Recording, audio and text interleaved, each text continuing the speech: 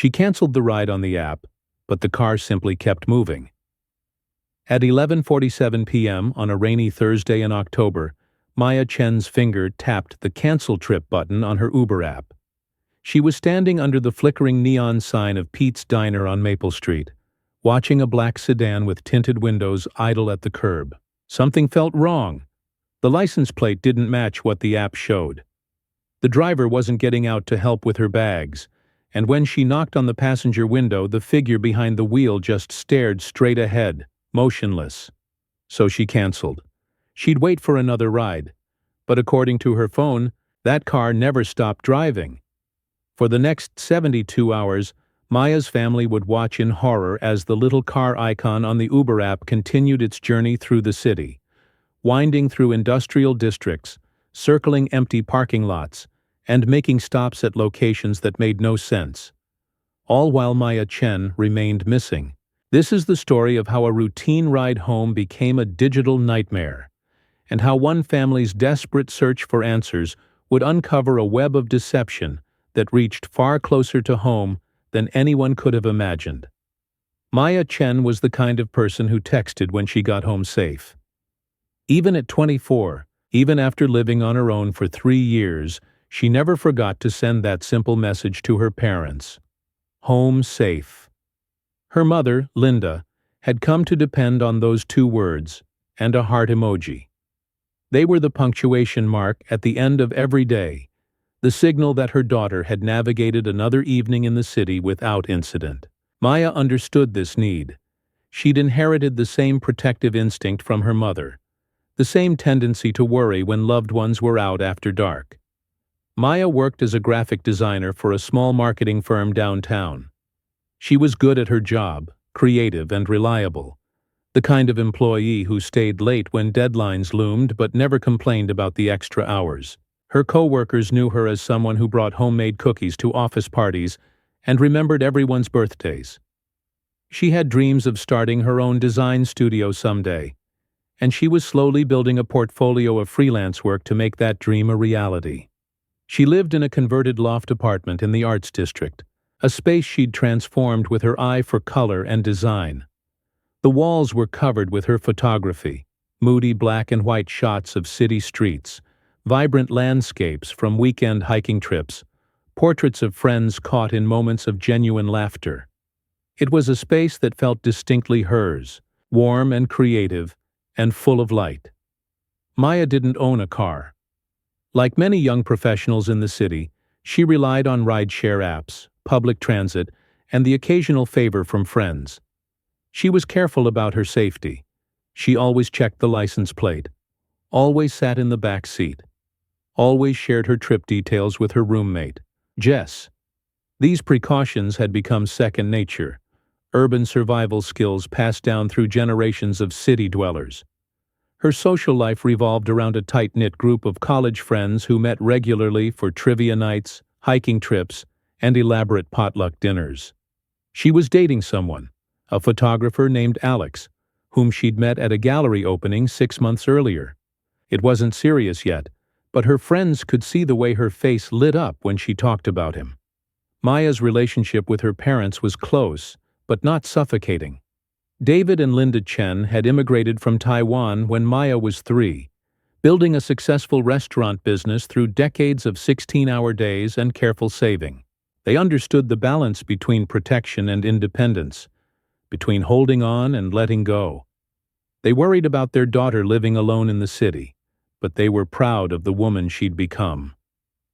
Maya called them every Sunday afternoon, video chatting while she cooked dinner, and they prepared for the week ahead. These conversations were the highlight of Linda's week, an hour of catching up on work gossip, dating updates, and plans for the future. Maya would hold up her latest artwork to the camera, modeling new thrift store finds, or showing off the succulents she was trying to keep alive on her fire escape. She was responsible about money, tracking her expenses on a spreadsheet, and maintaining a modest savings account for emergencies. She budgeted carefully for her rideshare expenses, usually taking the bus during the day and saving Uber for evenings when she felt less safe on public transit. She had a system, She'd screenshot the driver's photo and license plate before getting in, send the details to Jess, and always rate her drivers honestly.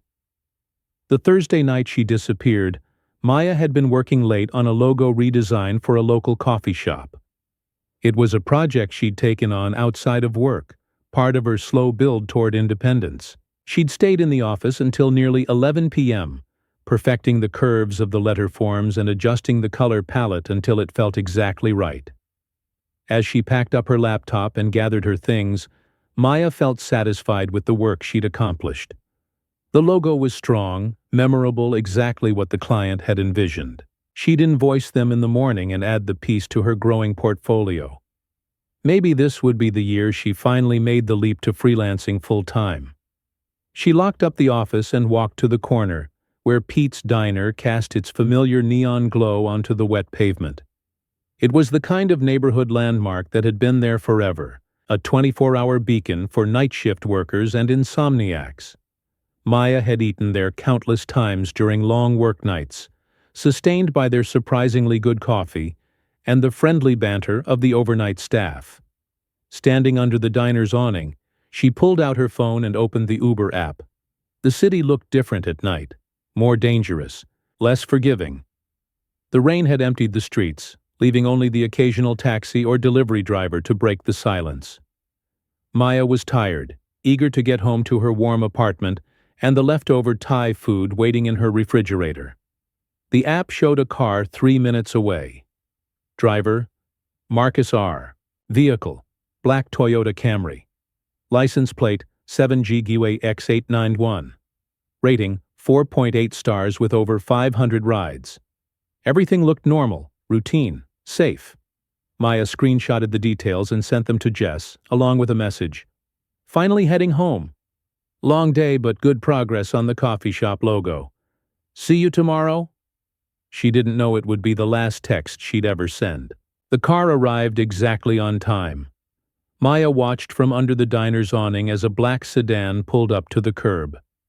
The headlights cut through the rain, illuminating the empty street with an almost theatrical intensity. She checked her phone.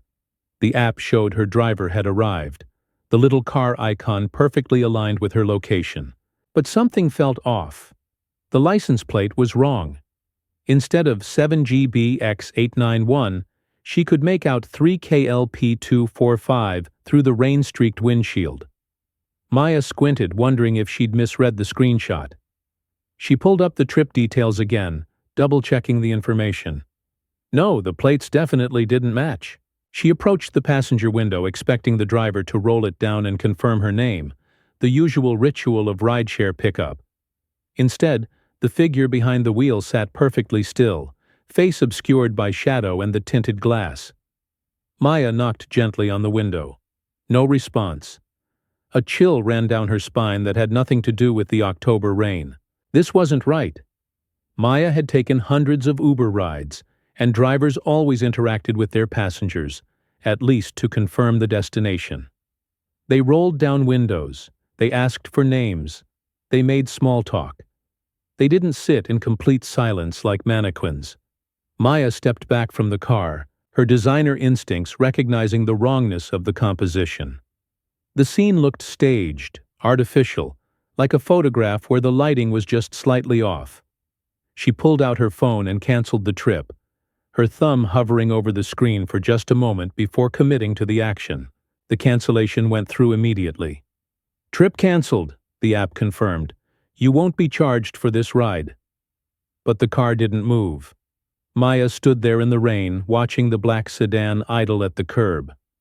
The driver made no motion to leave, no indication that he'd received the cancellation notification. The engine continued its quiet rumble, exhaust visible in the cold air. It was as if the physical world and the digital world had become disconnected, operating on different frequencies. Maya's heart began to beat faster. She looked around for other people, a pedestrian, another driver, anyone who might witness whatever was about to happen. But the street was empty except for the neon reflection of Pete's Diner sign wavering in the puddles. She considered going back into the diner, asking the night staff to call the police. But what would she tell them? That a car was parked on a public street? That a driver hadn't immediately left after a cancellation? It felt like paranoia, the kind of urban anxiety that her parents always worried about.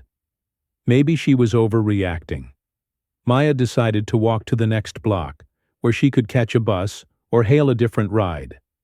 As she turned away from the car, she heard the distinctive sound of a window rolling down. "Maya!" a voice called out. She froze. The voice was male, gravelly, unfamiliar. How did he know her name? Maya turned slowly, keeping her distance from the vehicle. "You called for a ride," the voice continued. "Get in." "I canceled," Maya said, surprised by how steady her own voice sounded. "The license plate doesn't match." "App must be glitched," the driver replied. "Happens all the time. Come on, it's raining." Maya shook her head. "I'll wait for another car." She started walking away, her footsteps echoing off the empty storefronts. Behind her she heard the car door slam shut and the engine rev. Maya quickened her pace, not quite running but moving with purpose toward the brighter lights of the main street. The sound of the car following her was unmistakable. Maya broke into a run, her laptop bag bouncing against her hip. She could hear the vehicle accelerating behind her, but she didn't dare look back. The main street was just ahead. Surely there would be people there, witnesses, safety. But when she reached the corner, the main street was as empty as the side road. The rain had driven everyone indoors, leaving the city feeling abandoned and hostile. Maya ducked into the doorway of a closed bookstore, pressing herself against the metal grate and trying to control her breathing. She waited, listening for the sound of the car. Nothing. Maybe she'd been wrong. Maybe the driver had gone looking for his actual passenger. Maybe she really was just paranoid. Maya pulled out her phone to request another ride, and that's when she noticed something impossible. According to the Uber app, her canceled trip was still active. The little car icon was moving down Maple Street, exactly the route she would have taken home. The trip details showed the original information. Marcus R., black Toyota Camry, 7GBX891. As if the cancellation had never happened. Maya's hands were shaking as she tried to cancel the trip again. The app wouldn't respond. She force-quit the application and reopened it. But the active trip remained, the car icon now turning onto her street, heading toward her apartment building. She called Jess, her roommate, but the call went straight to voicemail. Maya left a frantic message. "Jess, something weird is happening with my Uber. Don't let anyone into the apartment. I'm going to stay somewhere else tonight. I'll explain everything in the morning." But where could she go? Maya scrolled through her contacts, looking for someone who might be awake at midnight on a Thursday. Her parents lived in the suburbs, too far to drive this late. Most of her friends had early morning jobs. Alex lived across town, and they weren't at the stage of their relationship where she could show up unannounced in the middle of the night. Maya decided to go back to Pete's Diner. It was public, well-lit, and open all night. She could wait there until morning, maybe catch a few hours of sleep in a booth if the staff didn't mind. She'd figure out the app glitch in the morning, maybe report it to Uber's customer service. But as she walked back toward the diner, Maya couldn't shake the feeling that she was being watched. Every shadow seemed to hide a threat, every parked car a potential danger. The rational part of her mind insisted she was overreacting, but her instincts screamed otherwise. She made it to Pete's Diner and pushed through the glass door, immediately comforted by the bright fluorescent lighting and the smell of coffee and bacon. The night shift waitress, a woman named Dorothy, who'd served Maya dozens of late-night meals, looked up with a welcoming smile. "Rough night, honey?" Dorothy asked, noting Maya's disheveled appearance and the anxiety written across her face. "Something like that," Maya replied, sliding into a corner booth where she could watch the street. "Could I get some coffee, and maybe use your Wi-Fi to sort out a problem with my phone?" "Of course. Sweetie, take your time." Maya ordered coffee and tried to make sense of what was happening on her phone. The Uber trip was still showing as active, but now the car appeared to be stopped outside her apartment building. According to the app, she was home safe, the trip completed successfully. She'd been charged the full fare, but Maya was sitting in a diner 6 blocks away, very much not home and definitely not safe. She tried calling Uber's customer service, but the automated system didn't have an option for, "My canceled ride is still active and may have gone to my apartment without me." She tried the emergency contact feature, but it just directed her to local police. Maya spent the next hour in the diner watching the app and trying to make sense of the situation.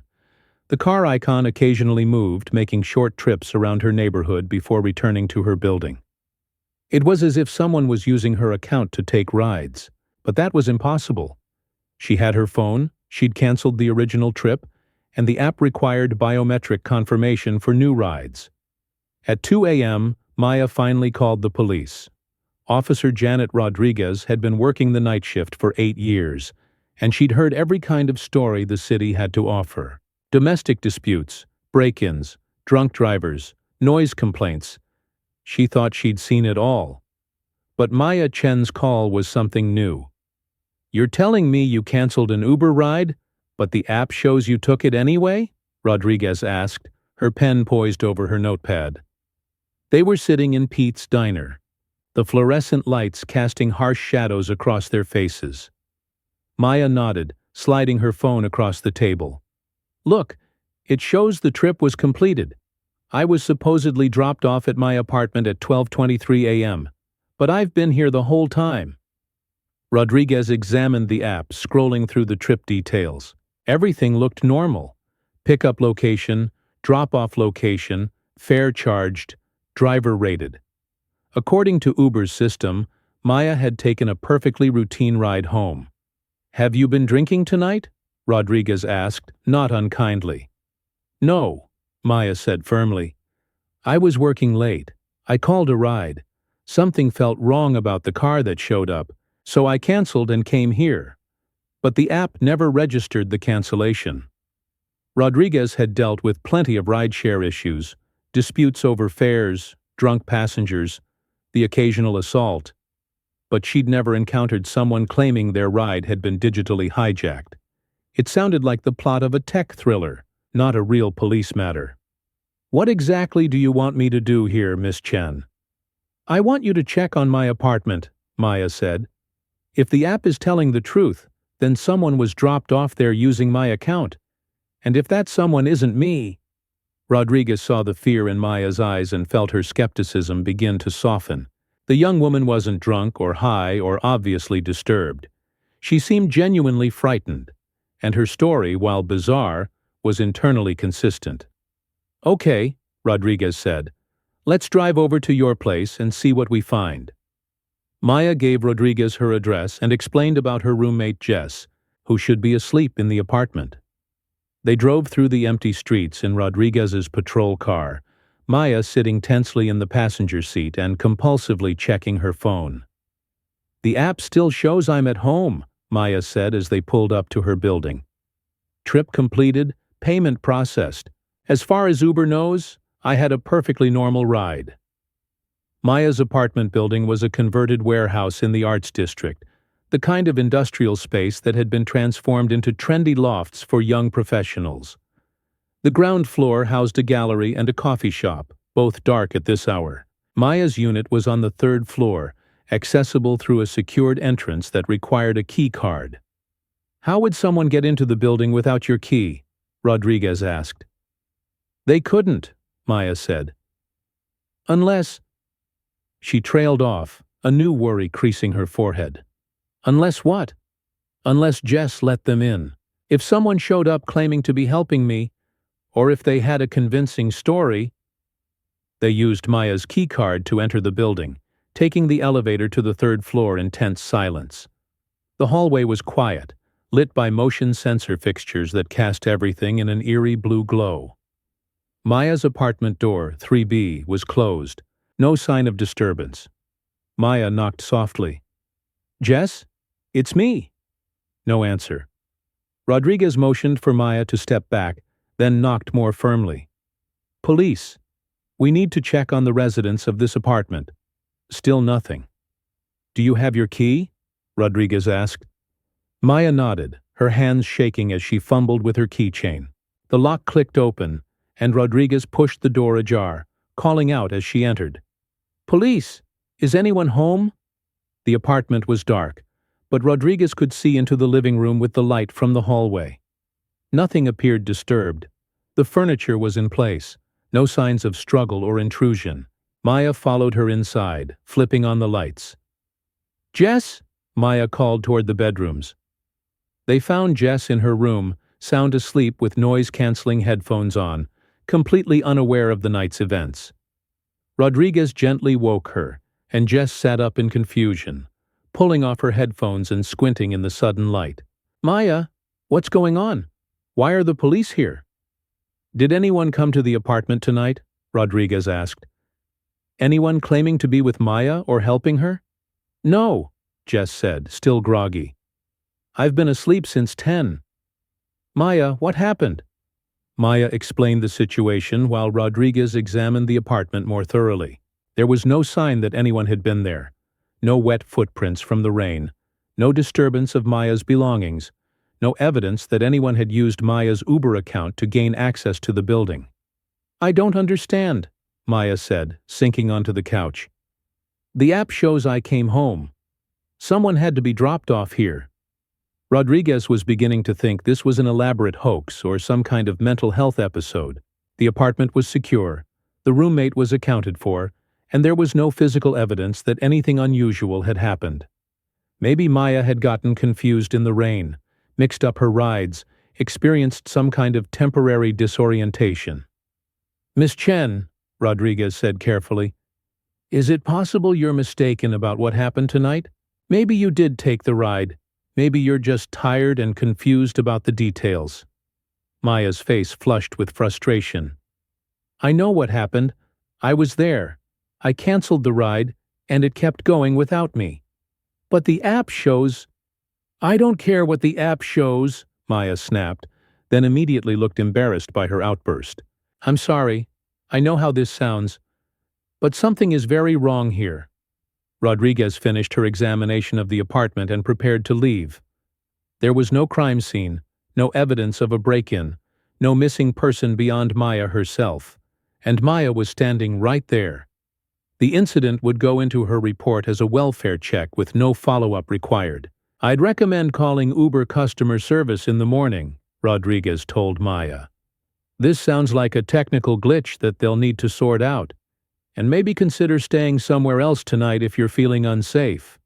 After Rodriguez left, Maya sat with Jess in their living room, trying to explain what had happened. Jess listened sympathetically but clearly thought Maya was overreacting to a simple app malfunction. "These things happen," Jess said. "Remember when my banking app showed I'd made a $100 purchase at a gas station in Nevada? Turns out it was just a processing error." "This is different," Maya insisted. "Someone was in that car. Someone who knew my name." "But nobody came here," Jess pointed out. "Nobody tried to get into the building. Maybe the driver was just looking for his next passenger and got confused when you canceled." Maya wanted to believe her roommate's logical explanation, but she couldn't shake the memory of that voice calling her name, the wrongness of the license plate, the unnatural stillness of the driver. Something had happened tonight. Something that went beyond a simple technical glitch. Maya barely slept, checking her phone obsessively throughout the night. The Uber app continued to show that she'd completed her trip home, but now there was a new detail that made her blood run cold. The driver had rated her 5 stars. Maya called in sick to work the next morning, unable to focus on anything but the mystery of her phantom ride. She spent the early hours of Friday morning on the phone with Uber customer service, navigating through automated menus and hold music, until she finally reached a human representative. "I understand you're questioning a completed trip," said the customer service agent, who identified herself as Brenda. "Can you help me understand what the issue is?" Maya explained the situation for what felt like the 100th time, trying to keep her voice level and professional. She knew how insane it sounded. A ride that completed itself, a car that wouldn't stop, a digital ghost in the machine. I see the trip in question, Brenda said after reviewing Maya's account. Pickup at 11:47 p.m., drop-off at 12:23 a.m. Payment processed successfully. The driver, Marcus R., has a 4.8-star rating and has been with our platform for 3 years. Is there a specific issue with the service you received? I didn't receive any service, Maya said, struggling to contain her frustration. I canceled the trip. I never got in the car. I'm not showing any cancellation in our system, Brenda replied. The trip shows as completed normally. You were dropped off at your home address and charged the standard fare. But I didn't take the trip. There was a pause on the line. Maya could hear typing in the background. Miss Chen, I understand your concern, but our system shows that you completed the trip and even rated the driver 5 stars. If you're unsatisfied with the service, I'd be happy to issue a refund, but I can't alter the trip record without more information. I never rated the driver, Maya said. I've never seen that driver in my life. The rating was submitted through your account at 12:28 a.m., 5 minutes after the trip ended. Are you saying someone else had access to your phone? Maya looked at her phone, the same device that had been in her possession all night. No, I had my phone. But I never submitted a rating. I'm going to escalate this to our security team, Brenda said. This sounds like it could be a case of account compromise. In the meantime, I'm placing a hold on your account to prevent any unauthorized use. Maya hung up, feeling both relieved and more anxious than before. At least someone was taking her seriously, but the idea that her account had been compromised raised new questions. Who had access to her information? How had they managed to complete a ride without her phone? She decided to investigate on her own, starting with the route the Phantom ride had allegedly taken. According to the app, the driver had picked her up at Pete's Diner and taken a direct route to her apartment building. A straightforward trip that should have taken about 15 minutes in light traffic. Maya walked the route, looking for security cameras or witnesses who might have seen the black sedan. Most of the businesses along the way were closed at night, but there were traffic cameras at major intersections and a few 24-hour establishments that might have external security footage. At a gas station halfway along the route, Maya spoke with the night clerk, a college-aged kid named Danny, who was studying for midterms between customers. Yeah, I remember that car, Danny said when Maya described the black sedan. Pulled up around midnight, just sat there for like 10 minutes. Thought maybe the driver was waiting for someone to come out. But nobody did. Then it just drove off. Did you see the driver? Nah, windows were too dark. But I thought it was weird, just sitting there with the engine running. Maya's pulse quickened. This was the first confirmation that the car had actually existed, that her experience hadn't been some kind of hallucination or false memory. Did you see which direction it went? Toward the residential area, Danny said, pointing east. Same direction most of the ride pickups go. Maya thanked Danny and continued her investigation, visiting every business along the route that might have security cameras. Most were unhelpful. Either they didn't have external cameras, or they were unwilling to share footage with someone who wasn't a police officer. But she did find one more witness. At a 24-hour laundromat near her apartment building, the attendant remembered seeing a black car with a passenger in the back seat. Must have been around 12:15, the attendant said. I remember because I was waiting for the late-night rush to die down. Car pulled up outside, and I could see someone in the back through the window. Looked like they were on their phone. Maya felt a chill. What did the passenger look like? Couldn't tell. Just saw the glow of the phone screen, but definitely someone in the back seat. If the witness was telling the truth, then someone had taken Maya's ride. Someone who had been dropped off near her apartment building while she sat in Pete's Diner. But who? And how had they managed to hijack her Uber account? Maya spent the rest of the day researching rideshare security, diving deep into forums and tech blogs about app vulnerabilities and account compromises. What she found was disturbing. There were documented cases of rideshare accounts being hacked, of fraudulent rides being completed using stolen information, of passengers being charged for trips they never took. But Maya's case was different. She had her phone, her account credentials hadn't been changed, and there was no evidence of unauthorized access to her other accounts. Someone had managed to complete a ride using her information while she retained full control of her device. The more she researched, the more she became convinced that this wasn't a simple hack. It was something more sophisticated, more targeted. Someone who knew her routine, her usual routes, her home address. Someone who had been planning this. That afternoon, Maya received a call from Uber's security team. The representative, who identified himself as Michael, had been reviewing her case and had some troubling findings. "We've analyzed your account activity," Michael said, "and we're seeing some unusual patterns in the weeks leading up to the incident you reported." "What kind of patterns?" "It appears someone has been tracking your ride history, studying your usual routes and timing. We found evidence of multiple login attempts from unrecognized devices, all of them probing your account without actually accessing it." Maya felt her stomach drop. "Someone was stalking me through the app?" "That's what it looks like. They weren't trying to hack your account directly. They were gathering intelligence about your behavior. When you requested a ride last night, they were ready to intercept it." "But how is that possible? How can someone complete a ride without my phone?" "We're still investigating that," Michael said. "But we suspect they created a duplicate account using your personal information, then somehow synchronized it with your legitimate account to complete the transaction. It's sophisticated, and it would require inside knowledge of our systems." Maya was quiet for a moment, processing the implications. This wasn't random. Someone had been watching her, learning her patterns, planning an elaborate scheme to— What? What was the endgame? "Michael," she said, "what happened to the person who actually took my ride? Where were they taken?"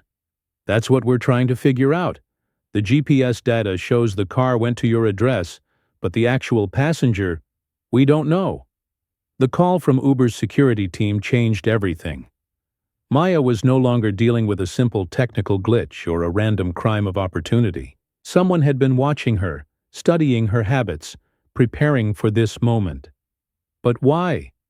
Maya spent Friday evening going through her life with a forensic eye, looking for anyone who might have motive to harm her. Ex-boyfriends, difficult clients, workplace conflicts. She tried to think of anyone who might harbor enough resentment to orchestrate something this elaborate. The list was surprisingly short. Maya lived a relatively drama-free life, maintaining good relationships with most people she encountered. She'd had a few casual relationships that ended amicably, no major conflicts at work, no ongoing disputes with neighbors or service providers. But as she sat in her apartment, surrounded by the familiar comfort of her belongings, Maya began to notice things that seemed off. Small items that weren't quite where she'd left them. A coffee mug in the sink that she didn't remember using. A book on her nightstand that she'd finished reading weeks ago, but that now lay open to a page she'd never marked. "Jess," she called to her roommate, "have you been in my room this week?"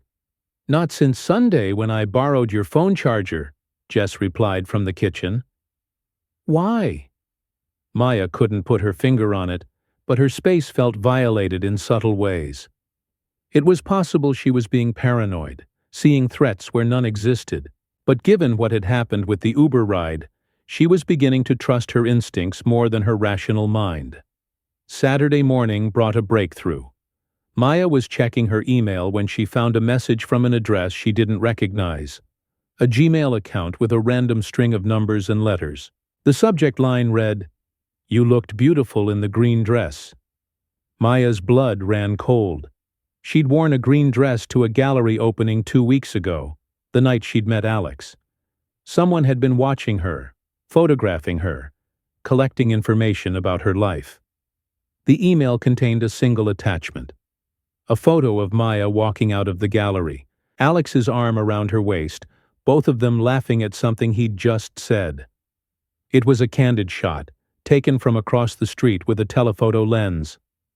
Maya looked happy and unguarded, completely unaware that she was being surveilled. Maya immediately forwarded the email to Uber's security team and called the police. This time she got Officer Rodriguez again, who remembered their encounter from Thursday night. "This changes things," Rodriguez said after reviewing the email. "This is stalking, harassment, and now we have evidence of premeditation. We need to take this seriously."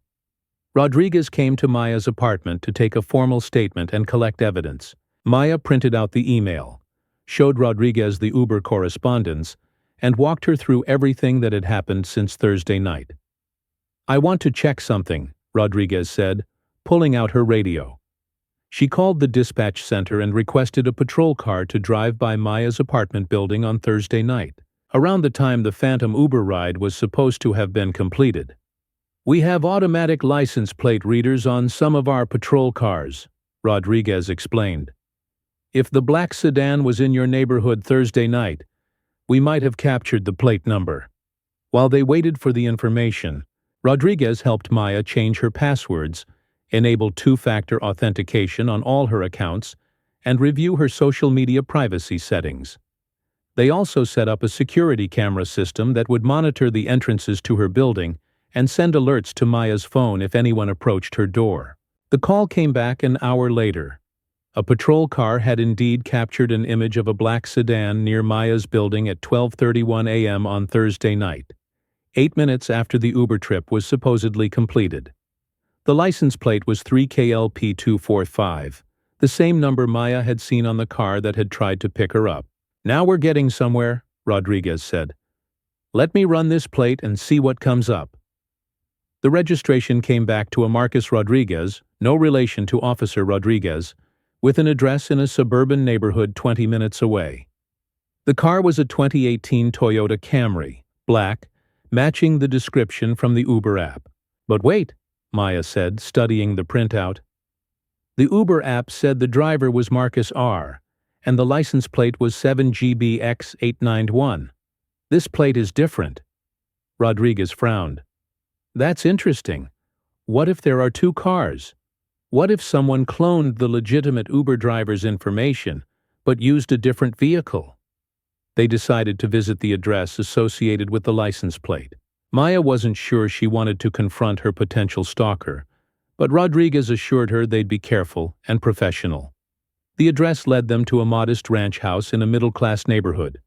The black Camry was parked in the driveway, and Rodriguez ran the VIN number to confirm it matched the registration. Everything checked out. This was definitely the car that had been near Maya's building Thursday night. Rodriguez knocked on the front door while Maya waited in the patrol car. A middle-aged Hispanic man answered, looking confused and slightly alarmed to see a police officer on his doorstep. "Marcus Rodriguez?" Officer Rodriguez asked. "Yes, that's me. Is something wrong?" "We're investigating an incident involving your vehicle. Can you tell me where you were Thursday night around midnight?" Marcus looked genuinely puzzled. "Thursday night? I was here watching TV with my wife. We went to bed around 11. Why? What happened?" Rodriguez showed him the photo from the license plate reader. "This is your car, near downtown at 12:31 a.m. Thursday night." Marcus studied the image, his confusion deepening. "That's impossible. My car was in the driveway all night. I haven't driven it since Wednesday. Can anyone verify that?" "My wife can, and probably my neighbor. He was out walking his dog around midnight and we talked for a few minutes by the front door." Rodriguez questioned Marcus for another 10 minutes, but his story held up. He had no connection to Maya, no knowledge of Uber driving, and a solid alibi for Thursday night. He seemed genuinely concerned that someone had been using his license plate number for illegal purposes. "Officer," Marcus said, "I want to help however I can. If someone is impersonating my car, that's identity theft, right? Can you check if my plates have been cloned?" Rodriguez made a note to investigate plate cloning, a surprisingly common crime where criminals create fake license plates using legitimate registration numbers. It was often used in conjunction with other fraudulent activities, like creating fake rideshare profiles. As they drove away from Marcus Rodriguez's house, Officer Rodriguez turned to Maya with a grim expression. "This is getting more complicated," she said. "Someone went to significant effort to create a false identity for this operation. They cloned a license plate, created a fake Uber driver profile, and somehow managed to intercept your ride request. This isn't some random crime. This is targeted harassment with serious technical sophistication." Maya felt her anxiety spike. "What do you think they wanted? Why go through all this trouble just to— What? Scare me?" "I don't think scaring you was the end game," Rodriguez said. "I think they wanted to get you into that car. When you didn't get in, they had to improvise. The question is, what were they planning to do once they had you?" The breakthrough came from an unexpected source. On Sunday morning, Maya was reviewing her social media accounts, looking for any signs of unauthorized access or unusual activity, when she noticed something odd about her Instagram followers. She had gained a new follower sometime in the past month, an account with no profile picture and a generic username composed of random letters and numbers. The account had no posts, no other followers, and was following only one person, Maya. Maya clicked on the account to examine it more closely. The username was IK7Nelanaik2P4, and it had been created 6 weeks ago. There was no identifying information, no linked accounts, nothing that would reveal the identity of the person behind it. But Maya had a suspicion. She scrolled through her recent posts, looking at the likes and comments on each one. The mysterious account had liked every single photo she'd posted in the past 6 weeks, always within minutes of when she'd uploaded them. Someone had been monitoring her social media activity obsessively, documenting her daily life through her own posts. Maya took screenshots of the account and called Officer Rodriguez, who suggested they meet at the police station to file a formal stalking report. With the email, the Instagram account, and the evidence from the Uber incident, they had enough to open an official investigation. At the station, Rodriguez introduced Maya to Detective Sarah Kim, a specialist in cybercrime and digital harassment cases. Kim had been following Maya's case and was intrigued by the technical sophistication involved. "This isn't typical stalker behavior," Kim explained, as she reviewed the evidence. "Most stalkers are opportunistic, impulsive. They follow their targets, they make threatening phone calls, they show up at workplaces. This person is different. They're methodical, patient, technically skilled. They've been planning this for weeks." Kim pulled up Maya's case file on her computer, cross-referencing it with similar crimes in the database. "I want to look at everyone in your orbit," Kim said. "Current and former romantic partners, work colleagues, clients, service providers, even casual acquaintances. Someone with this level of access to your information and this kind of technical knowledge, they're probably closer to you than you realize." Maya spent the next 2 hours going through her contacts, social media connections, and professional relationships. Kim took detailed notes, asking follow-up questions about anyone who had access to Maya's personal information or who possessed the technical skills necessary to pull off the Uber scheme. "What about your ex-boyfriends?" Kim asked. "There's really only one serious one," Maya said. "Jake Morrison. We dated for about 8 months last year, broke up in February. It was pretty amicable. We just wanted different things." "What kind of work does Jake do?" "He's a software developer, works for a tech startup downtown." Kim made a note. Software development would give him the technical knowledge to hack rideshare apps. "How did the relationship end?" Maya thought back to her breakup with Jake. It had been her decision. She'd felt like they were moving in different directions, and she wanted to focus on building her freelance career. Jake had seemed disappointed but understanding. "He took it pretty well," Maya said. "We stayed friends on social media, texted occasionally, nothing dramatic or hostile."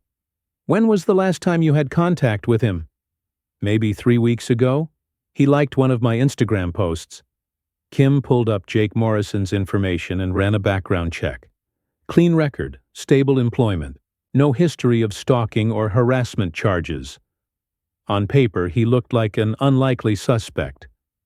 "I'd like to interview him anyway," Kim said. "Sometimes the most dangerous stalkers are the ones who appear completely normal." But before they could contact Jake, Maya's phone rang.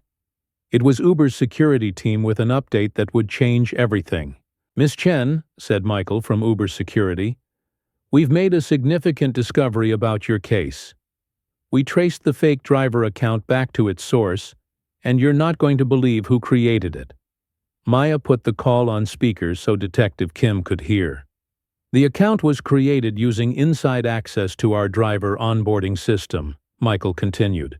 "Someone with legitimate credentials created the fake Marcus R. profile, complete with fabricated background check results and a stolen photo. This wasn't an external hack. This was an inside job." Kim leaned forward. "Inside job? You're saying someone who works for Uber did this?"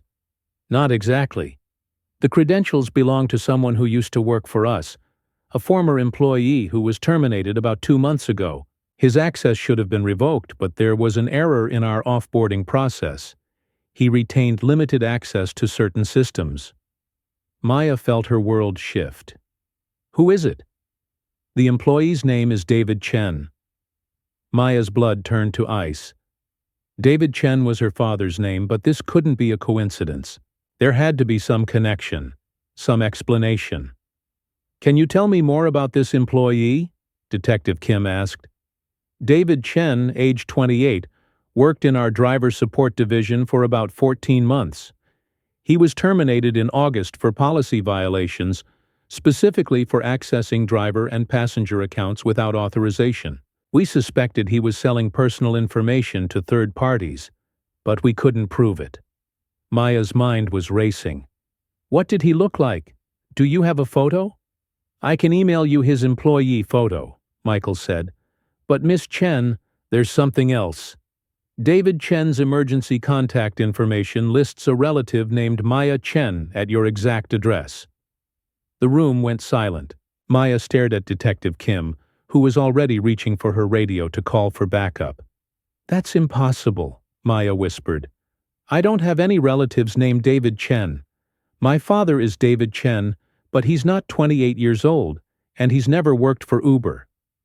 Kim was speaking rapidly into her radio, requesting patrol units and running background checks.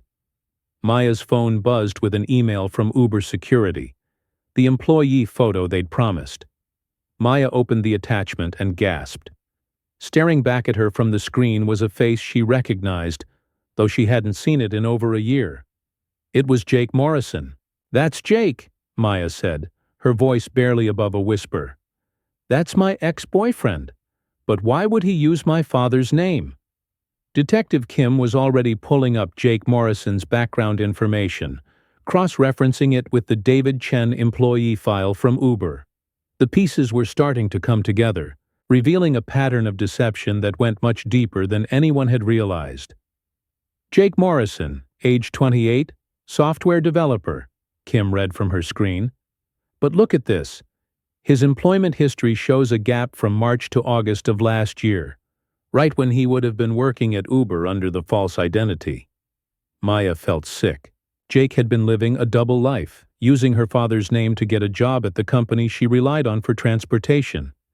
He'd had access to her personal information, her ride history, her home address, everything he needed to plan his elaborate scheme. "But why?" Maya asked. "Why would he do this? We broke up months ago and it wasn't even a bad breakup." Kim pulled up Jake's social media profiles, scrolling through his posts from the past year. At first glance, everything looked normal. Photos of coding projects, hiking trips, social gatherings with friends. But when Kim looked more closely at the timestamps, a disturbing pattern emerged. "Look at this," Kim said, pointing to her screen. "Every time you posted something on Instagram, Jake posted something within an hour. And look at the locations. He's been following your movements, documenting when you go to work, when you meet friends, when you travel." Maya scrolled through the evidence, seeing her own life reflected through Jake's obsessive documentation. Photos of the coffee shop where she met clients, the gym she attended, the restaurants where she had dinner with friends. He'd been constructing a detailed map of her daily routine, all while maintaining the facade of casual social media friendship. "This is stalking," Maya said, her voice shaking. "He's been stalking me for months and I had no idea." Kim was coordinating with other officers, preparing to arrest Jake Morrison for stalking, identity theft, and fraud. But first, they needed to figure out what had happened to the person who had actually taken Maya's phantom Uber ride. "Michael," Kim said into the phone, "we need to trace the GPS data from Thursday night's ride.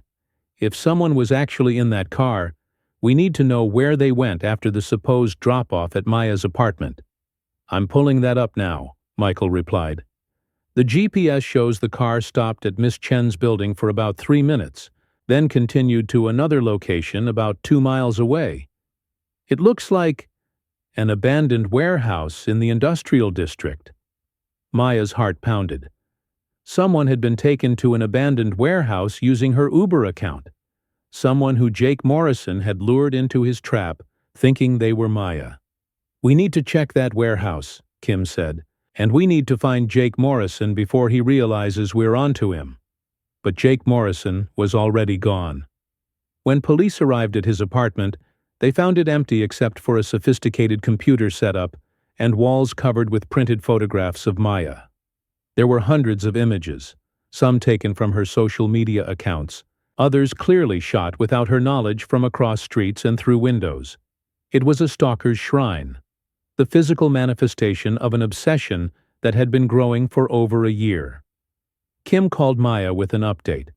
"His landlord says he moved out yesterday, paid his lease through the end of the month, and left no forwarding address. We've got a bolo out for him and his vehicle, but he had a head start." "What about the warehouse?" Maya asked. There was a pause on the line. "Maya, we found someone there. A young woman, unconscious but alive. She's been drugged, probably with something intended to keep her compliant during transport. She's at the hospital now, and she's going to be okay, but..." "But what?" "She looks like you, Maya. Same height, same build, similar hair color. In the dark from a distance, Jake probably thought he had successfully kidnapped you." Maya sank into her couch, overwhelmed by the realization of how close she had come to being the one in that warehouse. If she hadn't trusted her instincts, if she had gotten into that car despite her reservations, she would have been the one drugged and left in an abandoned building. "Who is she?" Maya asked. "Her name is Sarah Martinez. She's a nursing student, lives about 10 blocks from you. She ordered an Uber to go home from her job at a restaurant Thursday night. When the car showed up, the driver told her there had been a system error and that she was getting an upgraded ride for free. She got in, and that's the last thing she remembers until she woke up in the hospital." Maya closed her eyes, trying to process the horror of what had happened. Jake had been so determined to get her into that car that when his plan failed, he had simply taken the next available victim, someone who roughly matched her description. "Is she going to press charges?" "Absolutely. And with her testimony, plus all the evidence we've gathered about his stalking behavior, we'll have enough to put him away for a long time. We just need to find him first." Jake Morrison had vanished, but he'd left behind a digital trail that told the story of his descent into obsession. Detective Kim and her cybercrime team spent the weekend analyzing his computer equipment, uncovering months of carefully documented surveillance and planning. The evidence was overwhelming and disturbing. Jake had created detailed dossiers on Maya's friends, family members, and co-workers. He'd researched her work schedule, her favorite restaurants, her exercise routine. He'd even hacked into her email account months earlier, reading her private correspondence and using the information to anticipate her movements. "This goes back to almost immediately after your breakup," Kim explained to Maya during a briefing on Monday morning. "It's like he never accepted that the relationship was over. In his mind, you two were still connected, and he was just waiting for the right moment to reinsert himself into your life." The plan, as reconstructed from Jake's files, had been chilling in its sophistication. He'd intended to abduct Maya during the fake Uber ride, take her to the warehouse, and hold her there while he convinced her that they belonged together. The drugs found at the scene suggested he'd planned to keep her compliant for days or even weeks. Serial killers and rapists often start with fantasy, Kim said. They build elaborate scenarios in their minds, then eventually act them out. Jake was following that pattern, but with a technological twist. He used his programming skills to turn his fantasy into reality. Maya shuddered, thinking about how close she'd come to being trapped in Jake's delusion. How did he get access to my email? I never gave him my passwords. He probably installed spyware on your devices when you were dating, Kim explained. A lot of stalkers use commercially available monitoring software that's marketed to parents who want to track their kids or employers who want to monitor company devices. It's easy to install if you have physical access to someone's phone or computer. Kim recommended that Maya replace all her electronic devices and change every password she'd ever used. They also arranged for her to stay at a safe house until Jake was apprehended, since there was no way to know whether he might attempt to contact her directly. The break in the case came from an unexpected source. Sarah Martinez, the nursing student who had been Jake's unintended victim, remembered something important while giving her statement to police. The driver kept talking to me like he knew me, Sarah told Detective Kim. He was saying things like, I knew you'd come around eventually, and we can finally be together. I thought he was crazy, but now I realize he thought I was someone else. More importantly, Sarah remembered Jake making a phone call while she was drifting in and out of consciousness from the drugs. He was talking to someone about changing the plan, Sarah said. He kept saying she didn't get in the car and asking about the backup location. It sounded like he was coordinating with someone else. This revelation changed the investigation dramatically. Jake Morrison hadn't been working alone. He had an accomplice, someone who was helping him coordinate his stalking and abduction scheme. Kim immediately began analyzing Jake's phone records, looking for frequent contacts who might be involved. The pattern that emerged was disturbing. Jake had been in regular contact with someone named Marcus Rodriguez, the same name as the fake Uber driver profile, and coincidentally, the same name as the innocent man whose license plate had been cloned. But this Marcus Rodriguez was different from the suburban homeowner they'd interviewed. This Marcus Rodriguez had a criminal record, multiple arrests for fraud, identity theft, and cybercrime. He was exactly the kind of person who would know how to clone license plates and create fake online profiles. They're partners, Kim realized. Jake provided the technical knowledge and the inside access to Uber's systems. Marcus provided the criminal expertise and the willingness to commit violent crimes. Finding Marcus Rodriguez proved easier than locating Jake. Rodriguez had a known address, a lengthy probation record, and a tendency to stay in regular contact with his parole officer. When police surrounded his apartment Tuesday morning, they found him packing boxes and preparing to leave town. Rodriguez initially denied any involvement with Jake Morrison or the events of Thursday night. But when confronted with phone records showing dozens of calls between them, and when Detective Kim explained that he was facing charges of kidnapping and conspiracy, his resolve crumbled. Look, I never meant for anyone to get hurt, Rodriguez said during his interrogation. Jake hired me to help with some computer stuff, said he needed to track down an ex-girlfriend who owed him money. I thought it was just about debt collection. Kim wasn't buying the innocent act. You helped him clone license plates, create fake driver profiles, and abduct an innocent woman.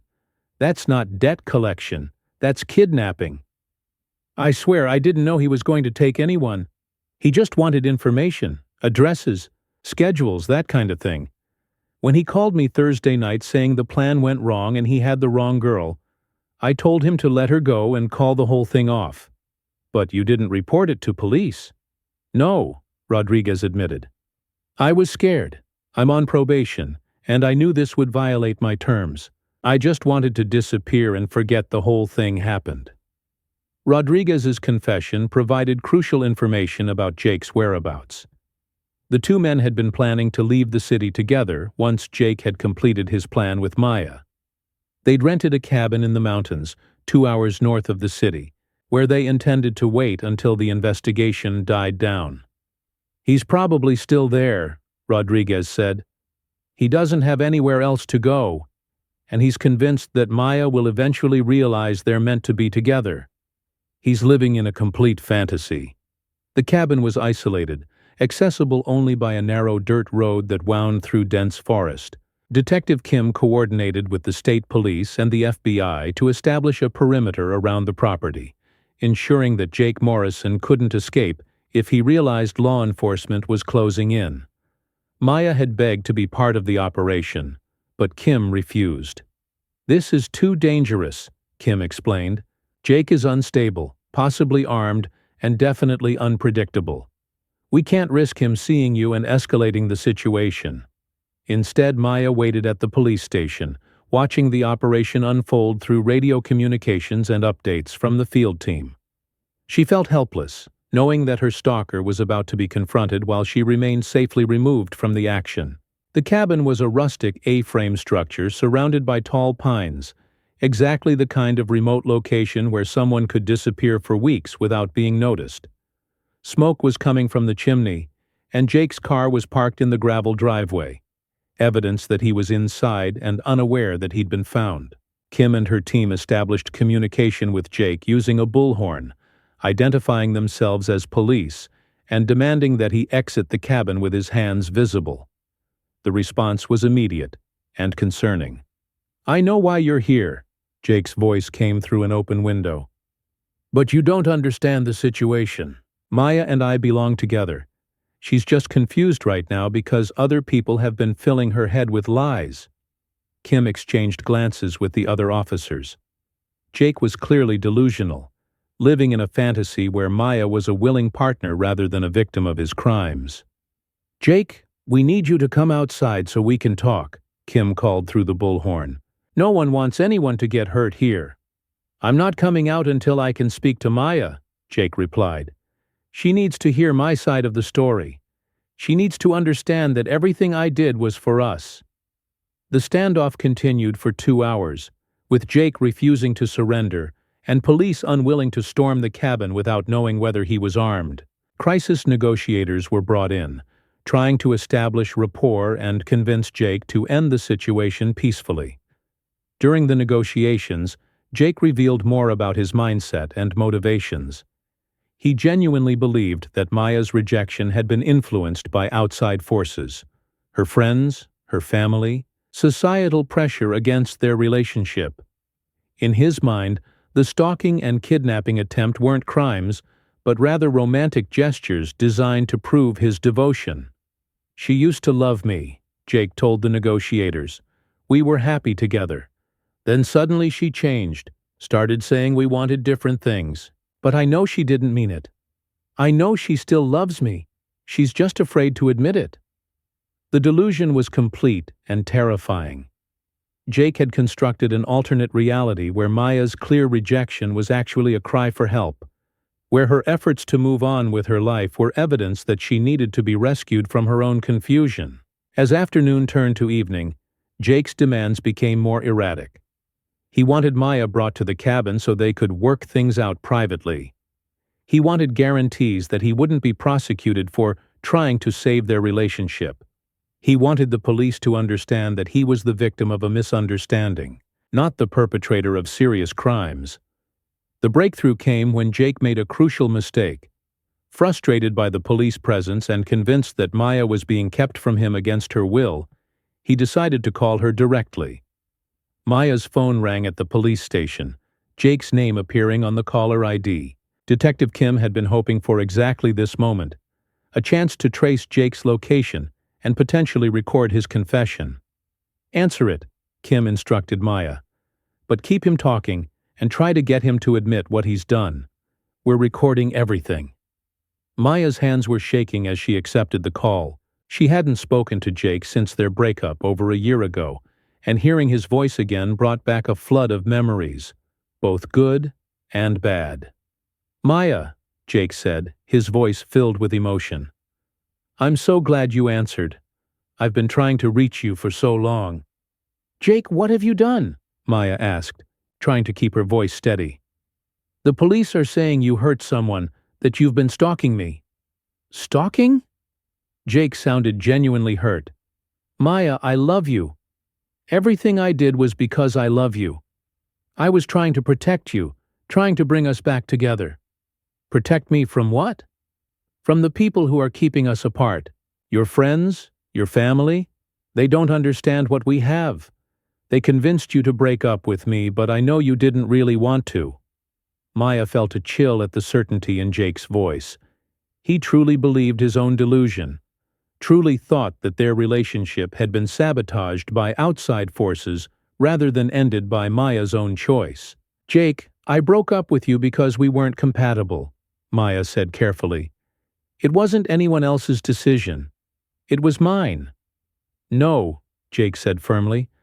That's what they want you to think. But I can prove it to you, Maya. I can show you how much I love you, how far I'll go to be with you. Did you know I got a job at Uber just so I could keep you safe? I watched over every ride you took, made sure the drivers were trustworthy. Maya's stomach turned as she realized the full extent of Jake's surveillance.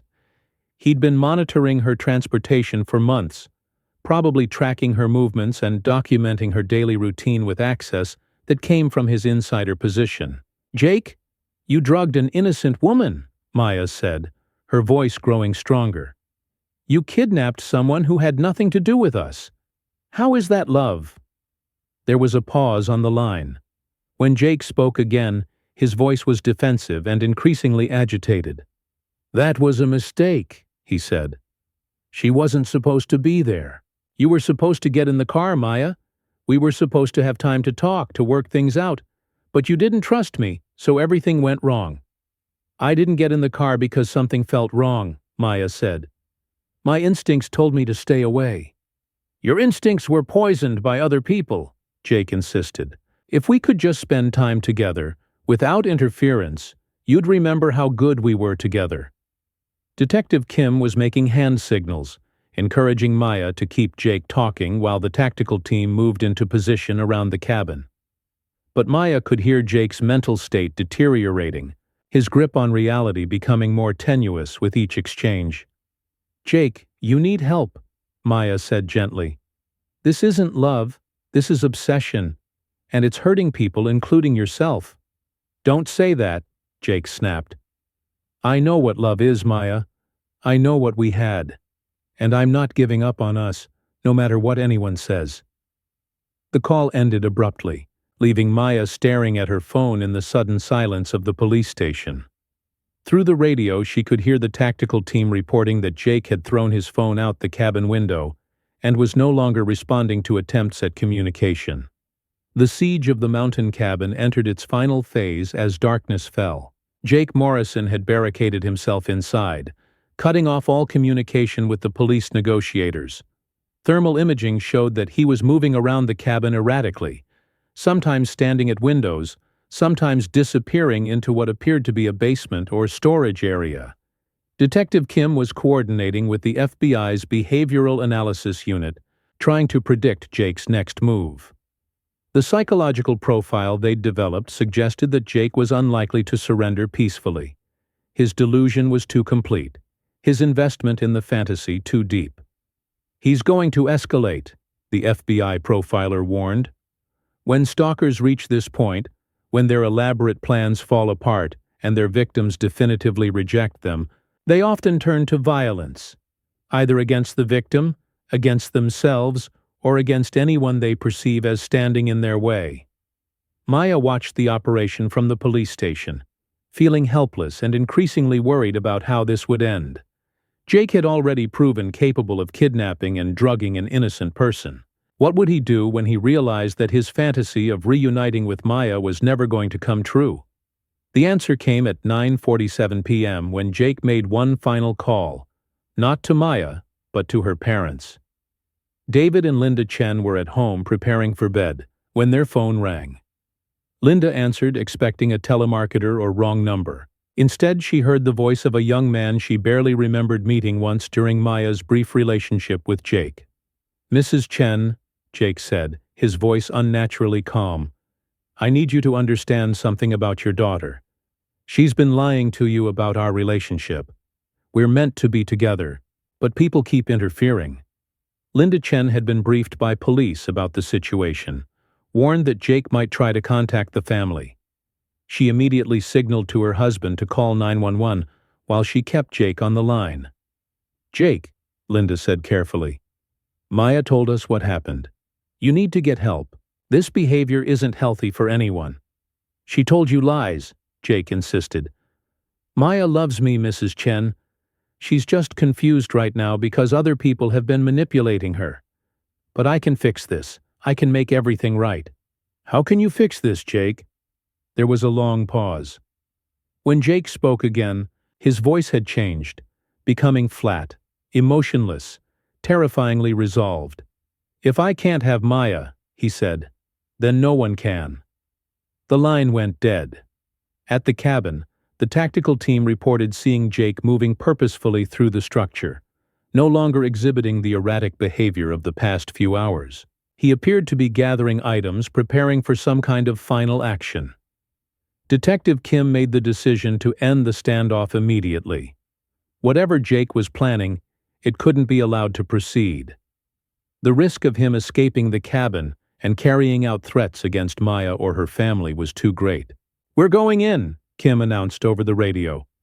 "All units, prepare for immediate breach." The assault on the cabin was swift and professional. Tactical officers used flashbang grenades to disorient Jake, then entered through multiple points simultaneously. The goal was to overwhelm him before he could react, to end the situation with minimal violence. But when the smoke cleared, Jake Morrison was nowhere to be found. The cabin was empty except for evidence of his presence. Discarded food containers, surveillance equipment, and hundreds of printed photographs of Maya taped to the walls. A laptop computer was still open on the kitchen table, displaying what appeared to be a manifesto Jake had been writing. "He's got to be here somewhere," one of the tactical officers reported. "Thermal imaging showed him inside just minutes ago." The search of the cabin revealed a hidden basement accessible through a concealed door behind a bookshelf. But the basement was also empty, except for a tunnel that appeared to have been recently excavated, leading away from the cabin and into the dense forest beyond. Jake had been preparing for this moment, digging an escape route that would allow him to evade capture even if police found his hideout. He was somewhere in the wilderness, possibly armed, definitely dangerous, and focused on a single objective: reaching Maya Chen. Detective Kim immediately called Maya at the police station. "We lost him," she said without preamble. "Jake escaped through a tunnel and is somewhere in the forest. We're mobilizing every available unit to search for him, but you need to be moved to a secure location immediately." Maya felt her world collapse. After days of investigation, after believing they were close to ending this nightmare, Jake was still out there, still obsessed, still dangerous, still committed to his delusion that they belonged together. "Where will you take me?" Maya asked. "FBI safe house, at least until we can track him down." "Maya, I need you to understand. Jake is escalating rapidly. His call to your parents suggests he's moved beyond just wanting to be with you. He's talking about elimination scenarios, about making sure no one else can have you if he can't." Maya was transported to the safe house under heavy police escort, leaving behind her apartment, her life, her sense of security. The safe house was a nondescript suburban home staffed by federal agents, surrounded by surveillance equipment and security measures that made it feel more like a prison than a sanctuary. That night, as Maya lay in an unfamiliar bed in an unfamiliar room, she realized that Jake Morrison had succeeded in one aspect of his plan. He had completely disrupted her life, forced her into hiding, made her afraid to exist in the world she'd built for herself. But Maya also realized something else. She was alive. Sarah Martinez, the nursing student who had been Jake's unintended victim, was alive. Jake's elaborate plan had failed at every crucial point, thwarted by Maya's instincts, by police investigation, by the simple fact that reality had refused to conform to his fantasy. Jake Morrison was still out there, somewhere in the wilderness, armed with his delusions and his rage. But he was also alone, cut off from his accomplice, separated from his technological tools, reduced to what he'd always really been, a dangerous man living in a world that existed only in his mind. The hunt for Jake Morrison would continue, but Maya Chen was no longer just a victim. She was a survivor, protected by law enforcement and strengthened by the knowledge that she had trusted her instincts when it mattered most. Jake Morrison was captured 72 hours later, found unconscious from exposure and dehydration in a ravine 12 miles from the cabin. The fantasy that had sustained him for over a year had finally collided with the harsh reality of the wilderness, leaving him broken and defeated. When he was brought to the hospital for treatment, Jake was incoherent, muttering about Maya and their destiny, even as medical staff treated him for hypothermia and severe dehydration. The elaborate digital stalking operation, the sophisticated kidnapping scheme, the months of careful planning, all of it had led to Jake Morrison lying alone in a forest, defeated by his own delusions. Maya was at the hospital when Jake was brought in, not to see him, but to visit Sarah Martinez, who was being released after a week of observation and treatment. The two women had formed an unlikely bond, connected by their shared experience as victims of Jake's obsession. "I keep thinking about that night," Sarah told Maya as they sat in the hospital cafeteria. "How close we both came to something much worse. If you hadn't trusted your instincts, if you had gotten into that car—" Maya nodded. "I almost did.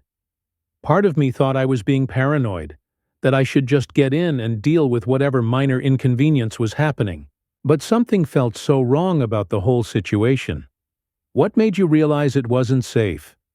Maya thought about that moment outside Pete's diner, standing in the rain and trying to decide whether to approach the black sedan. "It was the silence," she said finally.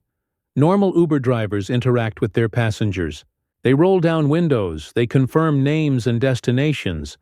This driver just sat there like a statue. It felt predatory." Sarah shuddered. "I wish I had been more careful. When he told me there was a system error and I was getting a free upgrade, I should have questioned it. But I was tired, it was late, and I just wanted to get home." "You couldn't have known," Maya said. Jake was sophisticated, experienced. He knew exactly what to say to seem legitimate. The two women had become advocates for rideshare safety, working with Detective Kim and Uber's security team to identify vulnerabilities in the system that Jake had exploited. Their experience had revealed serious gaps in identity verification, employee background checks, and real-time monitoring of driver behavior. Jake Morrison was eventually sentenced to 15 years in prison on charges of kidnapping, stalking, identity theft, and conspiracy. His accomplice, Marcus Rodriguez, received 8 years for his role in the scheme. Both men were required to stay away from Maya and Sarah for the rest of their lives, with violations carrying automatic additional prison time. The investigation revealed that Jake's obsession with Maya had begun almost immediately after their breakup, growing more elaborate and dangerous over the course of a year. He had spent thousands of dollars on surveillance equipment, bribes to access personal information, and the rental of the cabin where he planned to hold Maya captive. "This case represents a new kind of threat," Detective Kim explained during a press conference about the investigation. "Digital stalking combined with insider access to technology platforms creates opportunities for harassment and violence that didn't exist even 5 years ago. We need better safeguards, better training, and better coordination between law enforcement and technology companies." Maya returned to her normal life slowly, with the help of therapy and the support of friends and family. She moved to a new apartment with enhanced security, changed her career to focus more on freelance work that didn't require a regular schedule, and gradually rebuilt her sense of safety in the world. The experience had changed her in fundamental ways, Maya was more cautious about sharing personal information online, more aware of her surroundings, more trusting of her instincts when something felt wrong. But she was also stronger, more confident in her ability to recognize danger and take action to protect herself. 6 months after Jake's arrest, Maya received a letter from him in prison. Detective Kim had warned her that this might happen, that convicted stalkers often continued to try to contact their victims even from behind bars, maintaining the delusion that their feelings were reciprocated. Maya didn't read the letter. Instead, she handed it directly to Detective Kim, who added it to Jake's file as evidence of continued harassment. The letter was returned to the prison with instructions that Jake Morrison was to have no further contact with Maya Chen under any circumstances. "He still doesn't understand," Kim told Maya after reviewing the letter. "Even after everything that's happened, he still believes you two have some kind of connection. The delusion is complete and permanent." Maya felt a mixture of sadness and relief. Sadness for the person Jake might have been if he had been able to accept rejection and move on with his life. Relief that he was locked away, unable to hurt her or anyone else. 1 year after her ordeal, Maya Chen stood before a conference room full of technology executives, law enforcement officials, and privacy advocates. She was delivering a keynote speech about digital stalking and the vulnerability of modern transportation systems. "My story isn't unique," Maya told the audience. "Every day, people trust their personal information to apps and platforms that don't have adequate safeguards against insider threats and social engineering attacks. Every day, someone with technical knowledge and criminal intent can exploit these systems to harm innocent people." The reforms that came out of Maya's case were significant, but incomplete. Uber and other rideshare companies implemented better background checks for employees, improved monitoring of driver behavior, and created new protocols for reporting suspicious activity. But the fundamental vulnerability remained. In an interconnected world, personal information was a commodity that could be weaponized by those with the skills and motivation to do so. Maya had become an advocate for digital privacy and safety, working with lawmakers to create stronger protections for stalking victims and consulting with technology companies to identify security vulnerabilities. Her experience had given her a unique perspective on the intersection of technology and personal safety. "The scariest part of my story," Maya continued, "isn't that someone became obsessed with me. It's how easy it was for him to turn that obsession into action. He used legitimate employment to gain access to my personal information. He used publicly available technology to monitor my movements. He used the very systems designed to keep me safe to put me in danger." After her speech, Maya was approached by Sarah Martinez, who had also become an advocate for victims' rights. The two women had remained close, bonded by their shared experience and their commitment to preventing similar crimes. "How are you doing?" Sarah asked as they walked through the conference center. "Better," Maya said honestly. "Some days I still check over my shoulder, still feel anxious when I call a rideshare. But I'm not letting fear control my life anymore." "Do you ever wonder what would have happened if you had gotten in that car?" Maya had thought about this question countless times over the past year.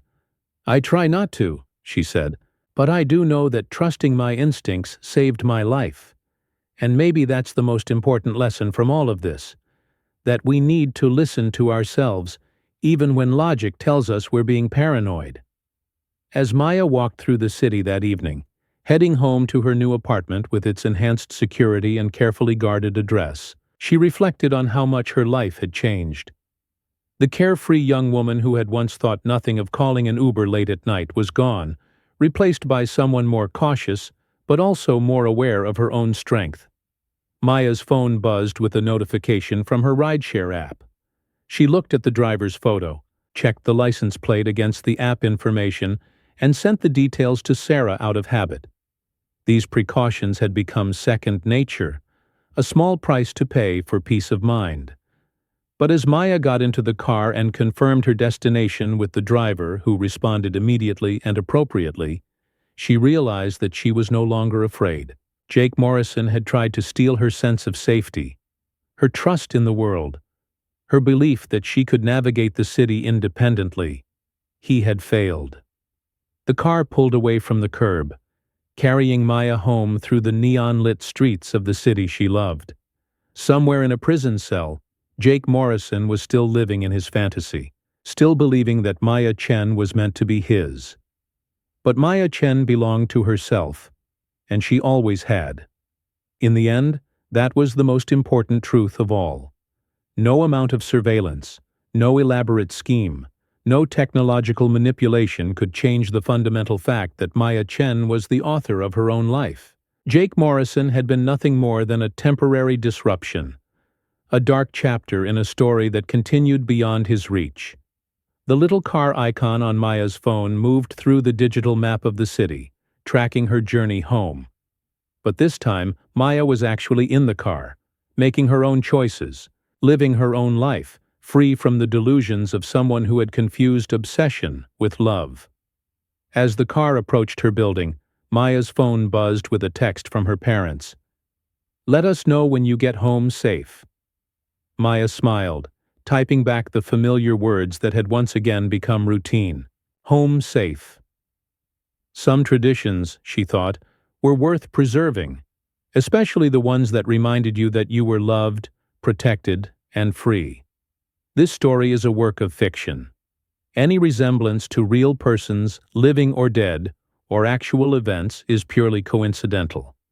However, the digital safety concerns and stalking behaviors depicted are based on real-world cases and ongoing challenges in our increasingly connected society.